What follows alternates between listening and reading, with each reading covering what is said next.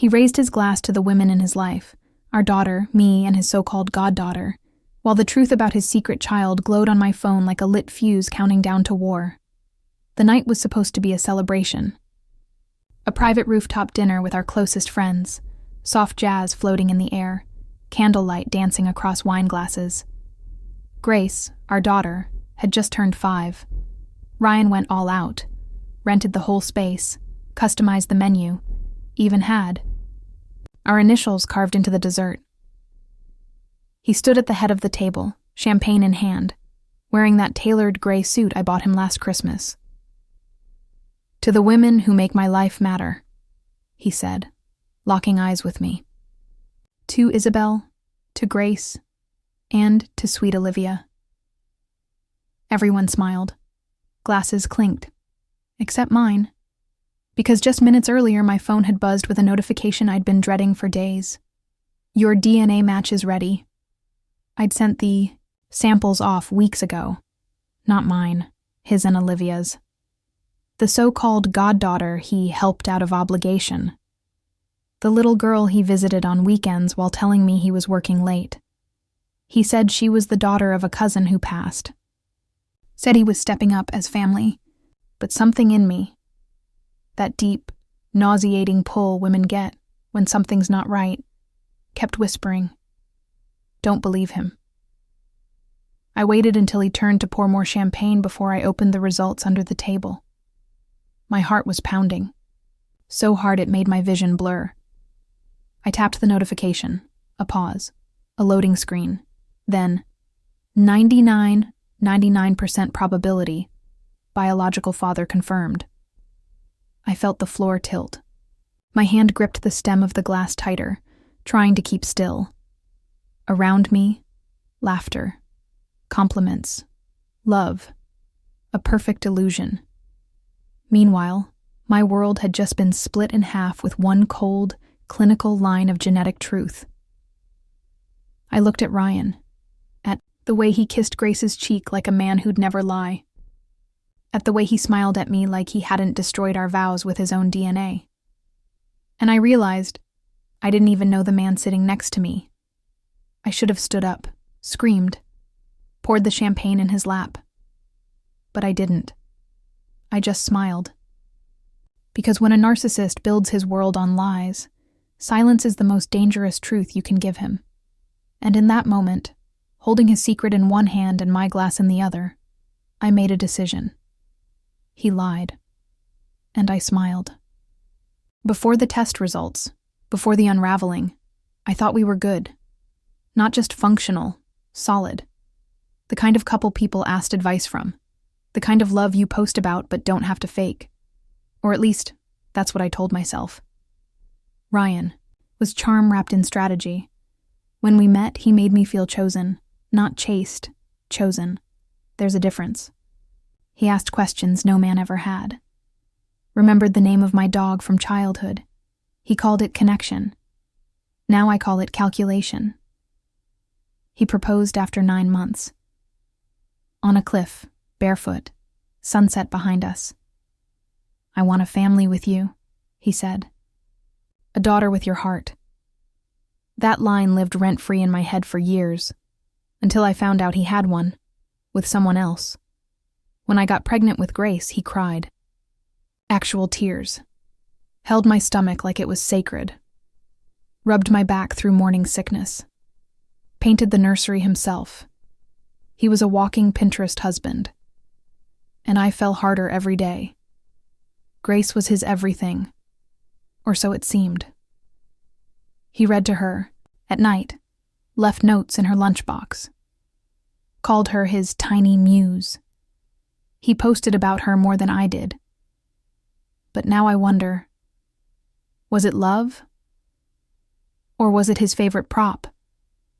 He always said he wanted more kids. 2 girls. He used to whisper into my neck. One who looks like you. One who acts like me. I used to think that was sweet. Now it makes me sick. When Olivia showed up, it started small.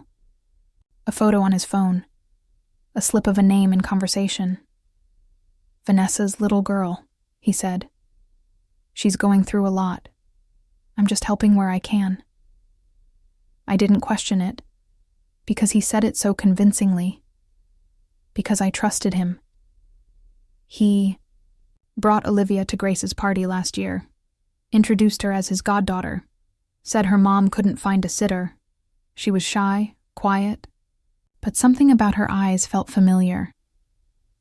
I told myself I was imagining things. Melanie wasn't so gentle. She looks like Ryan, she whispered when he wasn't listening. I laughed it off, said, "Don't be crazy."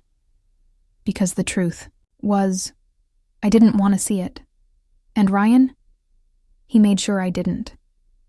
He brought flowers home when I looked tired, cooked dinner when I was overwhelmed, said, "I don't know how you do it all." He was building safety like a wall, while hiding a secret in the foundation. That's how gaslighting works. It doesn't scream. It whispers. It holds your hand while moving the knife closer. I believed every word, every kiss, every promise. Because I wanted to. Because love makes you blind. And trust makes you stay blind longer. After that night on the rooftop, everything changed. But only for me. Ryan went on like nothing happened. He slept like a baby, smiled like a saint, kissed Grace's forehead like the devoted father everyone believed he was. And I played along. Because I wasn't ready to explode. Not yet. But once you see it, once you know, every detail becomes a weapon.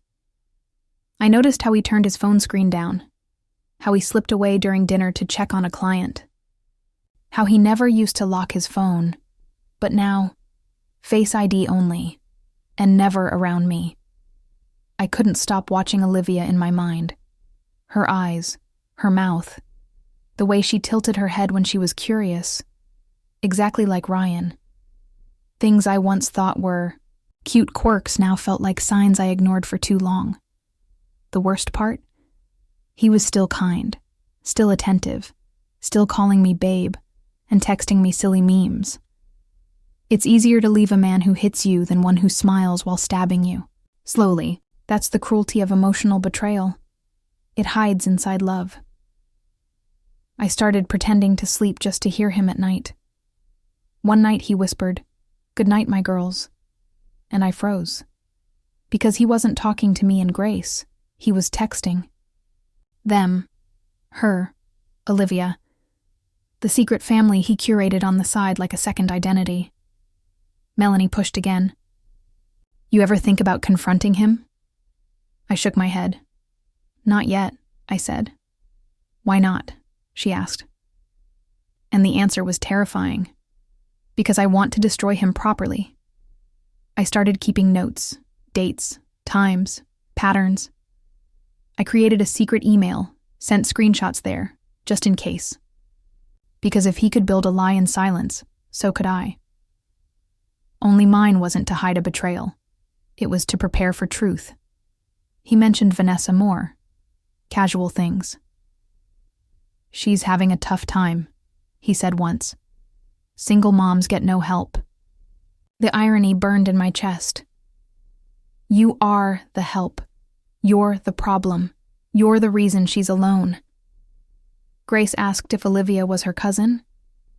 I told her yes. What else could I say? Your dad lied to us both? She's 5. She still thinks monsters live under her bed. She doesn't know they can live in suits and say "I love you" at bedtime. I couldn't sleep, couldn't eat. My mind was always racing. Did he ever love me? Was I ever enough? Or was I just the legal life he kept intact while his heart wandered into the arms of someone who looked the other way? And then came the phone bill. A line item labeled private messaging line. Registered to a number I didn't know, but I traced it. Vanessa's name. Registered last year. Paid monthly. He wasn't just lying. He was invested. Financially, emotionally, entirely. And the anxiety I'd been swallowing turned into a quiet, calculated storm. It all came crashing down the day he came home with matching bracelets, one for Grace, one for Olivia. "Thought they'd feel more like sisters," he said, smiling like he'd just solved world peace. I stared at the tiny charms and felt my stomach twist. He placed Olivia's bracelet in a velvet box, said he'd drop it off after dinner. I asked casually, "Still helping Vanessa?" He nodded. "She's struggling. I can't just walk away." I said nothing, but inside, something snapped. Walk away? From what? Your child? That night he left early. Said Vanessa had car trouble. I followed him, not physically, digitally. A tracker I placed under his dashboard the week after the DNA results. He drove straight to her house. No hesitation. No guilt. I watched from my screen as he stayed there for 4 hours. I imagined the scene inside. Olivia on his lap. Vanessa leaning into him, thanking him for being the kind of man I thought I married. The kind of father he only pretended to. Be with one of us. When he came home, I asked, "How was she?" He blinked. "Vanessa? Yeah, fine. Just tired." I nodded. "And Olivia?" That made him freeze, just for half a second, but I caught it. "She's a sweet kid," he said. "Reminds me of Grace." I almost laughed, almost screamed, because she didn't just remind him of Grace. She was Grace, in another house, with another woman. She was the product of his betrayal, his lies, his double life. I went to the bathroom, closed the door, and I cried. Not the quiet kind, the guttural, shaking, face-in-a-towel kind. Because the man I had built a life with, who watched me give birth, who held my hand during our daughter's first fever, was also raising another child while lying through his teeth. I remembered the miscarriage I had 2 years ago, how he held me for hours, how he said, "We'll try again when you're ready." Now I realize he didn't wait. He just redirected. Planted life somewhere else while I mourned what I couldn't keep. He lied to me at my weakest.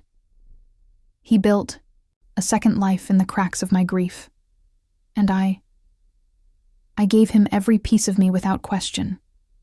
He had taken my trust, my body, my years, and then created a child behind my back, wrapped in excuses and Godfather stories. He toasted to the women in his life while hiding the truth in plain sight. That night, I packed a bag, not to leave, not yet, just to feel like I could. Because the betrayal wasn't just physical, it was spiritual. It rewrote the last 5 years of my life without my consent. I stared at my reflection and whispered, "He has no idea what I'm about to do." And I meant it. The days that followed felt like walking through molasses. Everything slowed. My movements, my thoughts, even my breathing. But the rage was sharp, cold. It didn't scream. It simmered. Quietly, just under the surface of my smile. Ryan acted like nothing had changed. He made pancakes for Grace, left notes in my purse, sent stupid memes about marriage. The same man who created life with someone else now pretended to be my devoted husband. It was almost impressive. The audacity. I didn't sleep. I'd lie next to him, listening to his breathing, wondering how he could live with himself. Wondering if he ever looked at me and felt even an ounce of guilt. But then again, guilt requires empathy, and I'm not sure he ever had any. I started deleting things. Not dramatically, quietly. Photos, voice notes. Text threads that once made me feel loved now felt like weapons I held against myself. Our digital memories weren't memories. They were evidence of how deeply I had been fooled. Grace asked why Daddy was spending more time away. "Does he have a new job?" she whispered. I smiled and said, "Something like that." Because how do you explain betrayal to a 5-year-old?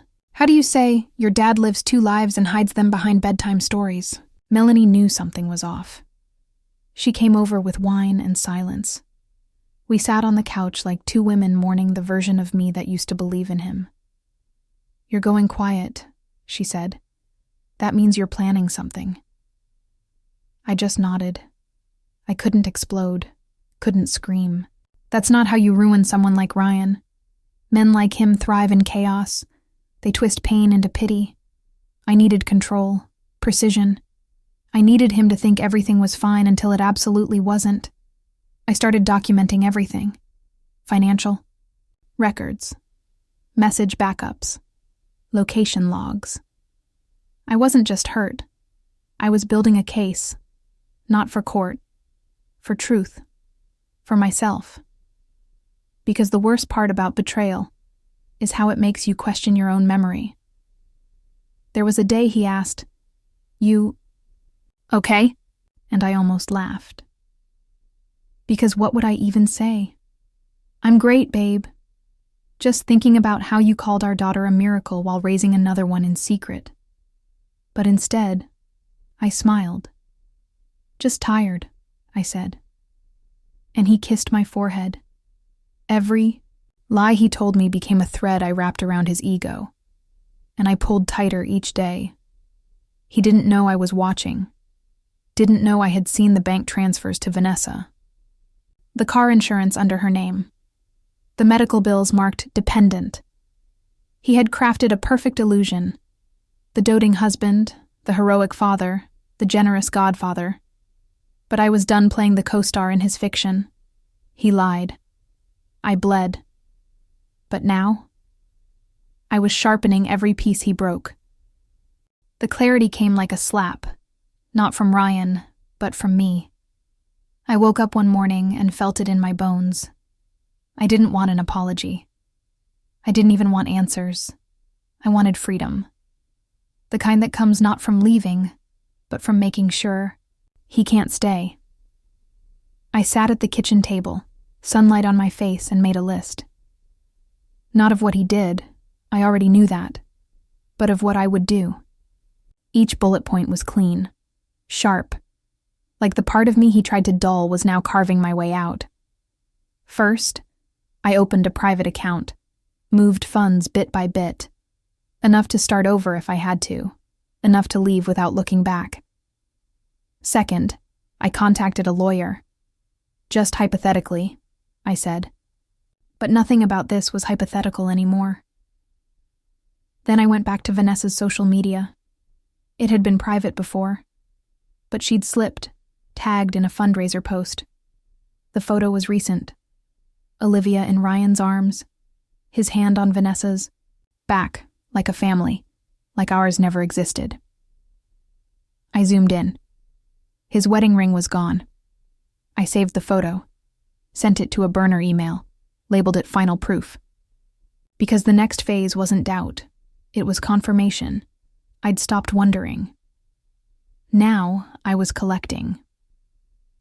Melanie helped me make a second folder, not for the lawyer, for the party. Grace's 6th birthday was coming up. Ryan was planning. A big family moment. Cake, speeches, toasts. The perfect stage. Exactly what I needed. He kept bragging about it. "Everyone will be there," he said. "Let's show them what love looks like." The irony nearly broke me, but I nodded. Because I wasn't just going to leave him. I was going to unmask him. I printed everything. The DNA report, the financial statements, the private insurance claims. I even found a voicemail, him whispering to Vanessa, "She'll never know. You're my real home." I wanted to throw up. Instead, I transferred it to a flash drive. I bought Grace a new dress, pink, with little stars on the sleeves. I told her, "You're going to shine, baby." And she smiled, unaware of the storm I was about to unleash in the room that pretended to protect her. I wore red, not out of pettiness, but power. The same color I wore the night Ryan proposed. The night he said, "No more lies, just us." Full circle. A perfect match to the lies now buried in the gift bag I would hand him in front of everyone. He thought I was still hurt, still waiting, still his. But I had already left him. I was just giving him time to notice. The day of the party was warm, too perfect. The sky was blue like a movie set. Grace twirled in her dress, cheeks flushed with joy. Ryan was electric, hugging guests, telling stories, playing the flawless husband for anyone watching. But he didn't know the script had changed. I stayed calm, smiled, took photos, even kissed him on the cheek for appearances. Because performance was his favorite language, and I was finally fluent. But this time, I wasn't the supporting role. I was the writer. And this scene had a very specific ending. I waited until the cake was rolled out. Everyone gathered. Phones up. Ryan cleared his throat. "Thank you all for coming to celebrate the light of our life," he said. His voice cracked slightly. "Isabel, Grace, you're everything to me." He reached for my hand. I let him hold it. Then I took the gift bag from under the table. "Before we cut the cake," I said, "I have something for you."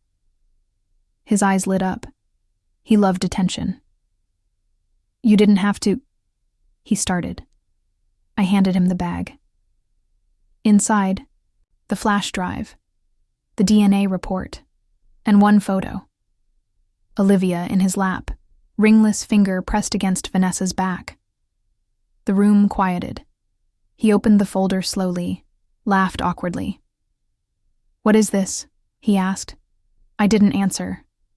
The screen behind him flickered on. Melanie stood at the laptop in the back, pressing play. The voicemail echoed across the room. "She'll never know. You're my real home." Silence. No one moved. Grace looked confused. My mother gasped. One of Ryan's business partners dropped his wine. And Ryan looked at me like he'd just seen God. But I wasn't divine. I was done. He stammered. "This isn't what it looks like." But no one believes a man begging with lipstick on his lies. He tried to take my hand again. I pulled it back. I leaned close. Whispered, "You told her I'd never know. You told me you loved us. You lied to both of us." He opened his mouth. I stepped back. "Enjoy your new family," I said. "Because this one? We're done." Melanie took Grace outside before the meltdown started. Ryan called my name once, twice, but I didn't turn around. I walked out into the sun, heels clicking against concrete, spine straight like the truth I'd carried in silence for too long. People followed me with their eyes. Shock, sympathy, some applause. But none of it mattered, because this wasn't revenge. This was freedom with a stage. It's been 6 months since the party. Since the truth scorched through a room full of people who once envied my life. Since Ryan stood blinking under string lights and champagne dreams, watching everything fall apart. Because I handed him the wreckage he built. We finalized the divorce in record time. He didn't fight. Couldn't. Not after the evidence, the exposure, the voicemail that still lives online in corners of the internet where women pass it around like war paint. I didn't need revenge. Just revelation. Grace is thriving. She doesn't know the full story, only that Daddy lives in a different house, and Mommy doesn't cry anymore. I kept her innocence intact, even when mine was shattered. I'll tell her the truth one day, but not now. Not while she still believes love can't lie. Vanessa never reached out. I didn't expect her to. Maybe she was manipulated too. Maybe she knew all along. Either way, she can have the man who builds his love with lies. I've outgrown the silence that kept me small. Melanie and I still laugh about the party. Top 10 moments of savage grace, she calls it. But what she doesn't know is how broken I felt under that red dress. How terrified I was that day. Not of Ryan, but of becoming someone I didn't recognize. I'm proud now that I didn't become bitter. I didn't collapse. I didn't turn into the woman who lets betrayal define her. I became the woman who faced it, named it, and walked out with her dignity so intact it made the liar look naked. I've started dating again. Carefully, not because I need someone, but because I finally know I don't. I'm not looking for a savior. I've already survived the storm. What I want is simple. Truth, peace, and someone who doesn't flinch when I speak mine. Some nights I look back at the photos from that party, not with sadness, with gratitude. That was the night I took my power back. Not loudly, not cruelly, just clearly. He lied, and I let the truth speak louder. There's no voicemail from him, no apology, and I don't need one. Because closure isn't an apology. It's choosing not to bleed for someone who wouldn't even bandage you. I walk lighter now, sleep deeper, smile for real. Because the story didn't end with heartbreak. It ended with awakening.